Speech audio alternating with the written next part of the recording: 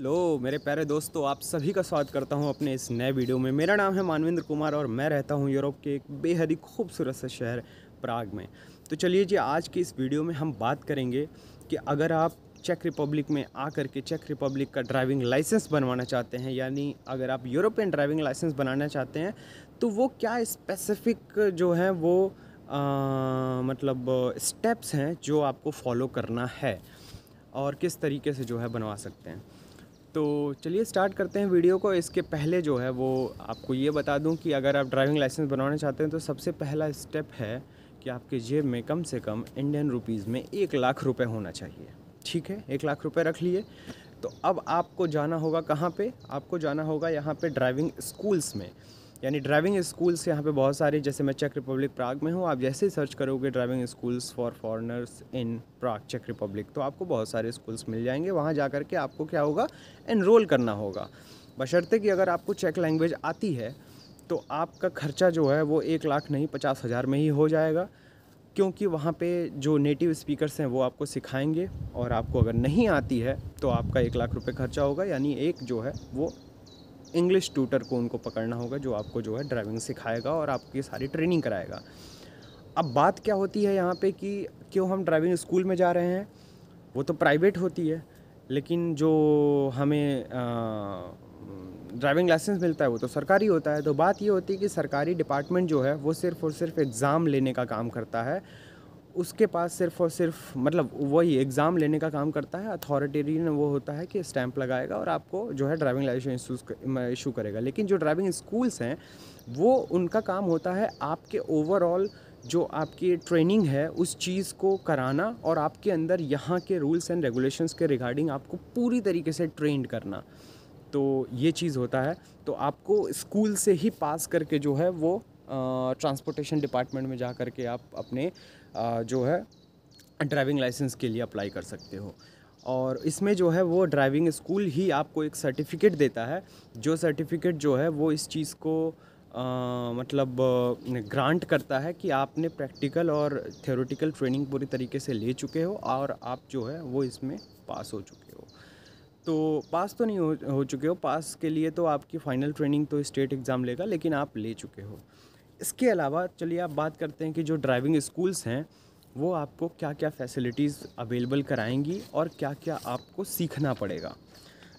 तो इसमें से सबसे पहली बात जो होती है वो है कि 36 घंटे की आपकी थ्योरेटिकल ट्रेनिंग होगी। थ्योरेटिकली आपको जो है ट्रेन किया जाएगा, पढ़ाया लिखाया जाएगा यहाँ के रोड सेफ्टी और ट्रांसपोर्टेशन के रिगार्डिंग जितने भी लॉज वगैरह हैं उसको।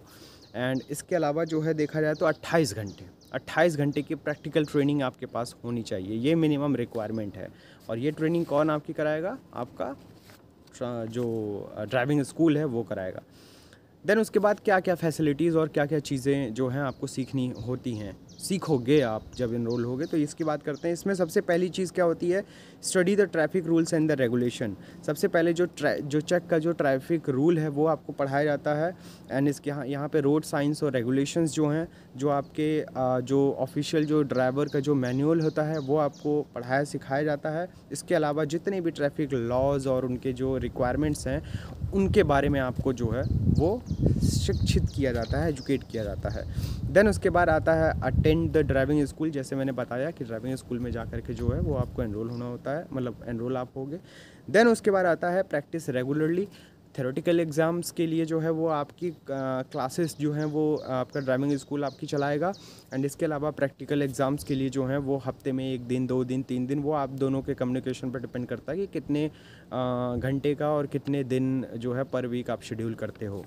इसके बाद आता है आपको सिखाया जाता है पार्किंग जो है वो करना। मतलब कि जो पार्किंग टेक्निक होती है, बहुत सारी टेक्निक है, जैसे कि पैरेलल पार्किंग होती है, परपेंडिकुलर पार्किंग होती है, हिल पार्किंग होती है। हिल पार्किंग सबसे डिफ़िकल्ट होती है।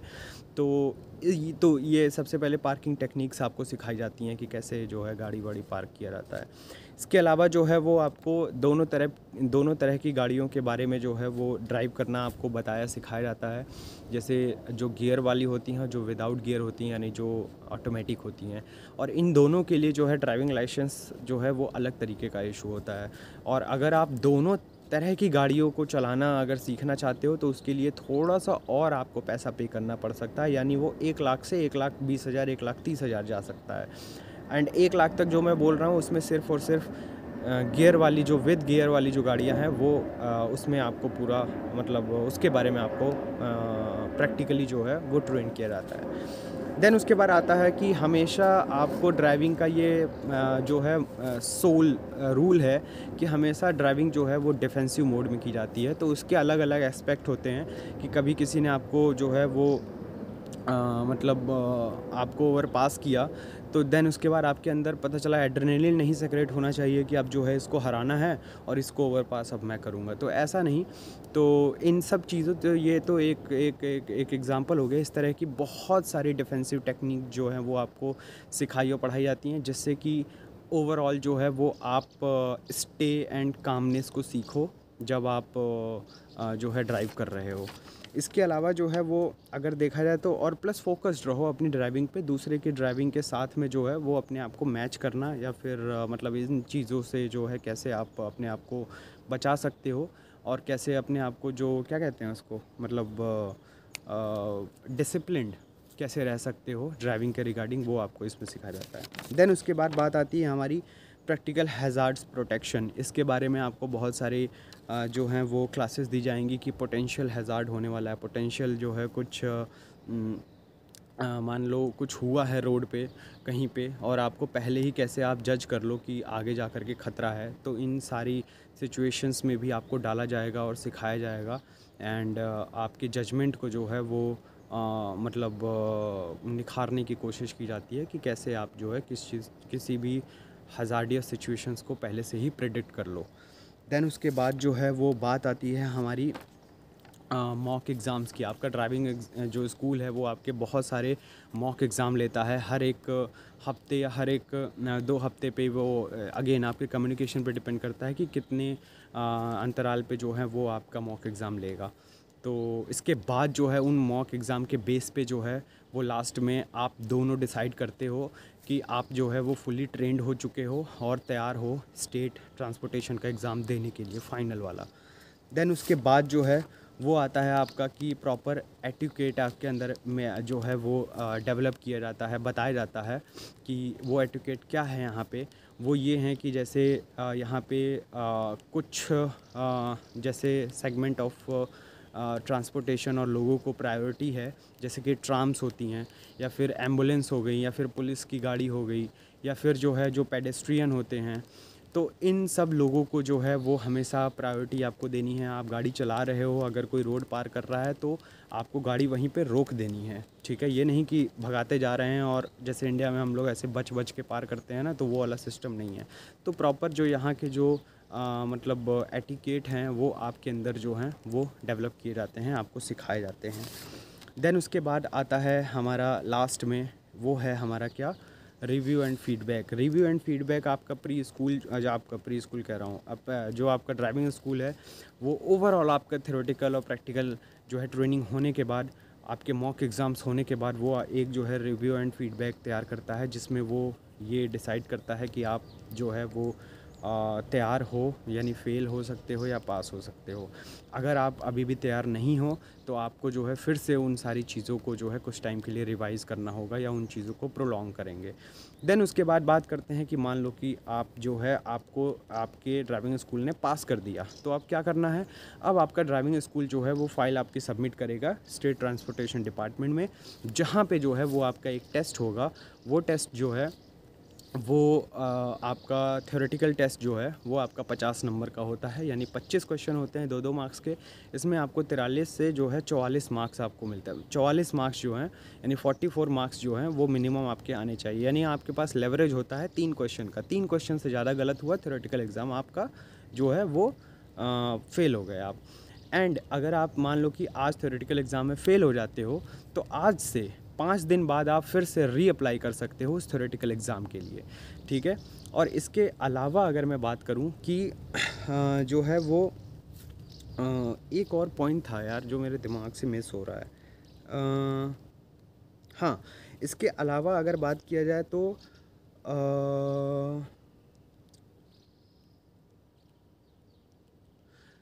जो थ्योरेटिकल एग्ज़ाम होता है और प्रैक्टिकल एग्ज़ाम होता है, अगर मान लो कि फाइनल एग्ज़ाम जो स्टेट की तरफ से आपने थ्योरेटिकल दिया 5 दिन में, फिर से आप वो कर रही है, मान लो कि प्रैक्टिकल एग्ज़ाम दिया, उसमें फ़ेल हो गए हो, थ्योरेटिकल में पास हो गए हो, या थ्योरेटिकल में पास हो गए हो, प्रैक्टिकल में फ़ेल हो गए हो, तो आपको पूरा कोर्स जो है फिर से रिपीट करना पड़ेगा। ऐसा नहीं कि आप थ्योरेटिकल एक बार पास हो गए, प्रैक्टिकल में फ़ेल हो गए, तो अगली बार फिर से प्रैक्टिकल दे करके जो है दोनों बराबर हो जाएगा, ऐसा नहीं है।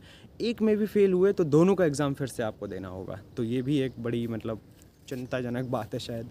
तो मेरे कहने का मतलब यही है कि बहुत आसान नहीं है ड्राइविंग लाइसेंस यहाँ पे जो है वो सारे इस मतलब लर्निंग पीरियड से गुजर के जो है ड्राइविंग लाइसेंस लेना, ये बहुत ही मेहनत का काम और बहुत ही एक होता है ना कि क्या नाम है, पैशन वाला काम है। अगर आप मतलब सेकंड हैंड ले करके ड्राइविंग स्कूल में मतलब सेकंड हैंड प्रायोरिटी पे रख करके जो है इसको नहीं कर सकते हो, फुली फोकस्ड हो करके आपको ये पूरा एक कोर्स, एक पूरा एक ये मतलब एक पूरा स्ट्रक्चर्ड एक मैनर है जिसके थ्रू आपको ट्रेंड होना ही पड़ेगा और उसमें अपने आप को डिवोट करना पड़ेगा।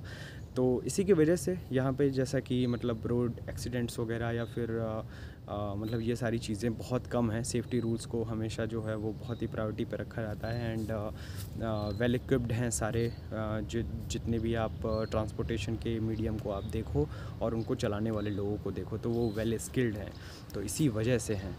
तो ठीक है, आई होप कि आपको जो है वो कुछ इन्फॉर्मेशन मिली होगी इस वीडियो से, एंड अगर मिली है तो चैनल को जो है वो सब्सक्राइब करके लाइक और शेयर कर देना वीडियो को। मिलते हैं दोस्तों नए वीडियो में, तब तक मुझे दीजिए इजाज़त। बहुत बहुत शुक्रिया, बाय बाय।